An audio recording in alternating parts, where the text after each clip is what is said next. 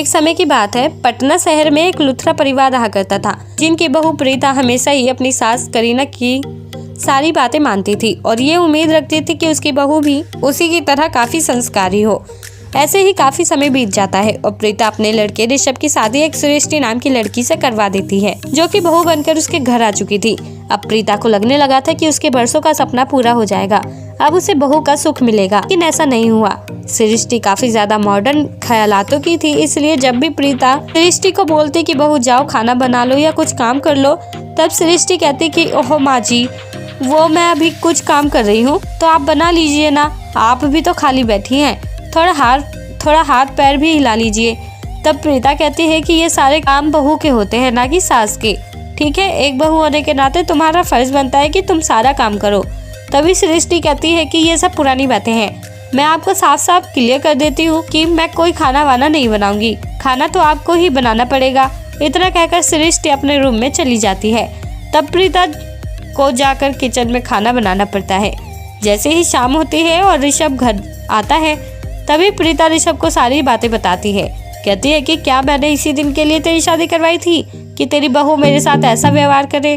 तब ऋषभ अपनी माँ से कहता है कि आप रुके माँ, मैं अभी आता हूँ। इसी दौरान वो सृष्टि को थोड़ा डांटता है और कहता है कि ये क्या कर रही हो तुम, माँ क्या कह रही है तुम्हारे बारे में। सृष्टि कहती है कि मैंने कुछ नहीं कहा, मेरे सर में दर्द था तो मैंने उनसे कहा कि मैं बाद में बना दूंगी। इतना सुनकर ऋषभ बाहर आता है और कहता है कि माँ उसने ऐसा तो कुछ नहीं कहा जैसा आप बता रही हैं। प्रीता कहती है कि नहीं वो झूठ बोल रही है। तब ऋषभ कहता है कि छोड़ो ना माँ, कल से कर देगी। ये कहकर ऋषभ चला जाता है, पर प्रीता सोचती रहती है कि मेरे तो नसीब ही फूट गए हैं, जो ऐसी बहू मेरे पल्ले पड़ी। तब प्रीता अपनी बेस्ट फ्रेंड माहिरा को घर बुलाती है, जो कि व्यवहार से बहुत डेंजरस होती है। प्रीता उसे सब कुछ बताती है। तब वो बोलती है कि तू बीमारी का बहाना कर ले, इसे मैं सबक सिखाती हूँ।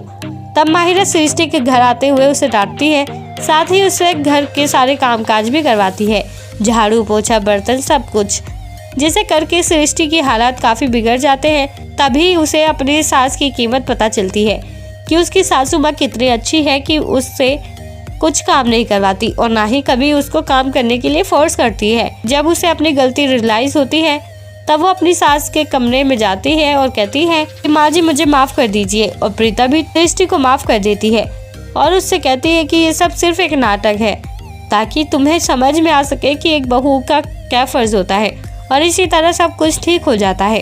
तो दोस्तों, आपको सास बहू की ये कहानी कैसी लगी, आप हमें कमेंट बॉक्स में कमेंट करके ज़रूर बताएं, और साथ ही ऐसी और दिलचस्प कहानियाँ सुनने के लिए आप हमारे चैनल को सब्सक्राइब करना ना भूलें।